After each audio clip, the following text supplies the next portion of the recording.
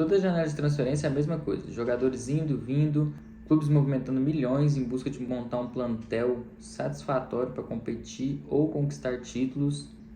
E hoje a gente vai falar disso, muita grana e títulos, ou a falta deles para alguns clubes. Para começar, a gente vai falar sobre o lucro que esses clubes conseguem com a venda e compra de jogadores. Para isso a gente vai usar como critério o lucro líquido, que é o valor que o clube consegue na venda de jogadores menos o valor que ele gasta na compra de novos jogadores. Para exemplificar, eu vou usar a transferência do Neymar do Barcelona para o PSG. O Barcelona conseguiu 222 milhões com a saída do Neymar para o PSG. Porém, ele precisou suprir a posição e aí foi atrás do Dembélé. Ele pagou 130 milhões no Dembélé. Ou seja, o lucro líquido dele é o valor que ele ganhou no Neymar menos o valor que ele pagou no Dembélé. Ou seja, 92 milhões. Isso se tivessem sido só essas transferências. O Barcelona comprou mais jogadores naquela janela e acabou tendo prejuízo, por mais que tenha feito a maior venda da história do futebol. Para fazer esse vídeo eu fui pesquisar, mas eu confesso que eu já tinha um clube na cabeça que eu tinha certeza que ele era o clube que mais lucrava com venda de jogadores. Porém, eu me enganei. Por mais que vocês pensem que Real Madrid, Barcelona, Manchester City sejam esses clubes que mais lucram, a verdade é que não, porque eles são os clubes que mais compram. Então, praticamente toda a janela de transferência, provavelmente, esses clubes vão sair no prejuízo se for levar em consideração somente janela de transferências. Por quê? Eles não vendem muito, não tem jogadores que queiram sair do Real Madrid, do Barcelona ou do Manchester City, porque ele já é o topo, é o máximo que um jogador pode chegar, é os melhores clubes do mundo. Nos últimos anos, o Borussia Dortmund teve vendas impactantes, como Sancho, Dembélé, Haaland e agora o Bellingham para o Real Madrid. Então pensei, provavelmente deve ser o Borussia Dortmund. Mas não, porque ao mesmo tempo que ele lucra muito com esses jogadores, ele gasta muito para repor o elenco, fazendo com que o lucro líquido dele seja bem pequeno. Sabendo que não era o Borussia Dortmund, fui atrás e procurei nas últimas 10 temporadas quais eram os clubes que mais tiveram lucro. E acreditem, são Benfica em primeiro lugar com 747 milhões.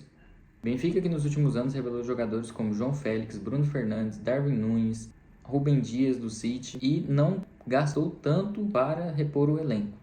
Ou seja, 747 milhões de lucro nos últimos 10 anos.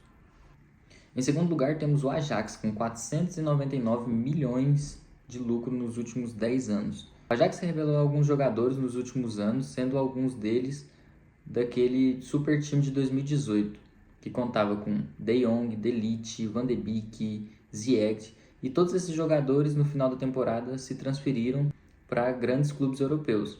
De Jong ao Barcelona, De Ligt ao Juventus, Ziyech ao Chelsea, Van de Beek ao Manchester United.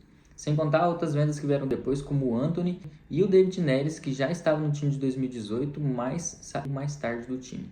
Juntando todas as reposições desse elenco, ainda renderam 500 milhões de lucro ao Ajax nos últimos 10 anos.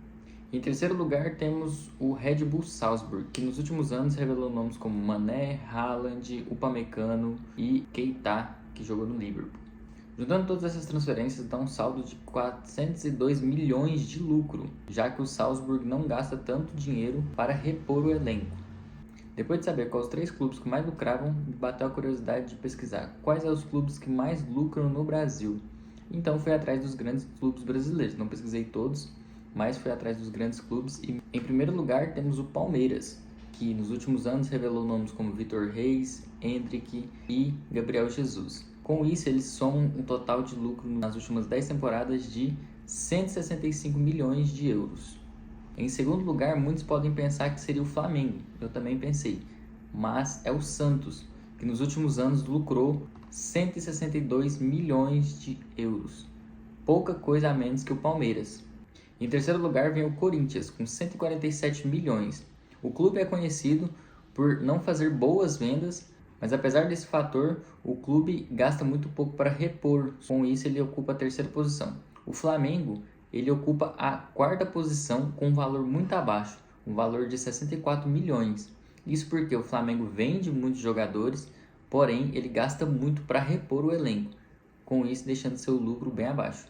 Mas o que esse lucro realmente significa? Porque se você for parar para analisar, os clubes que mais lucram com essas transferências, com exceção do Palmeiras, todos os clubes não brigam por título frequentemente. São clubes grandes, mas você não vê eles em finais de competições todos os anos. Por que isso acontece? Porque com tanto dinheiro, clubes não têm capacidade de competir contra as grandes equipes. Isso se deve a um fator muito simples. No Brasil, quando surge um jogador, ele já é cotado para a Europa e em menos de 2 temporadas ele já está vendido a um grande clube europeu, só esperando a hora de ir embora. Já na Europa, os clubes sofrem com os jogadores usando eles de vitrine. Por exemplo, ninguém quer ser ídolo do Salzburg, mas eles querem ir porque sabem que se eles jogarem no Salzburg, a chance de ser visto por um grande clube europeu é grande. Então, eles usam o clube como vitrine, fazendo com que eles chegam no Salzburg, por exemplo, jogam uma temporada da vida deles para tentar ser reconhecido. E geralmente esses jogadores são reconhecidos e ao final da temporada saem, fazendo com que o clube nunca consiga desenvolver um trabalho de mais de um ano, o que dificulta muito chegar a grandes competições, montar um elenco, porque tudo isso demanda tempo. Outro problema é a falta de ídolo nesses clubes. Um exemplo é o Borussia Dortmund, que teve Marco Reus quase toda a sua carreira jogando pelo time, pois recusou as ofertas de outros times, pelo Borussia ser o time do seu coração. Porém, essas atitudes não são comuns, o que dificulta muito que esses times tenham grandes ídolos.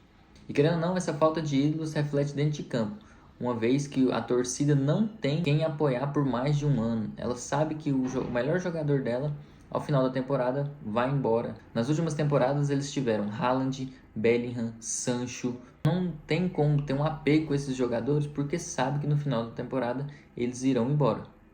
E levando em consideração a falta de ídolos e a briga constante por títulos toda temporada, você acha que faz sentido ter muito lucro, mas não conseguir brigar ou não conseguir ter ídolos no seu clube? O que você prefere? É claro que a maioria vai preferir títulos, mas existem muita gente que torce para times com grandes dificuldades financeiras. Principalmente no Brasil, é um ou outro que não tem dificuldades financeiras. A maioria dos times estão endividados e virou algo normal. Seria possível ter um equilíbrio entre conseguir lucrar com a janela de transferência e mesmo assim continuar brigando por títulos todos os anos, já que esses grandes clubes como Real Madrid e Barcelona brigam por título todos os anos, porém eles têm praticamente prejuízo todos os anos com janela de transferência. Mas me diz aí, o que você prefere? Acha que dá para equilibrar os dois? Deixe nos comentários e não se esqueça de se inscrever. A partir de agora tem vídeo todos os sábados aqui no canal e shorts todo dia. Segue aí para não perder nenhum conteúdo. Valeu!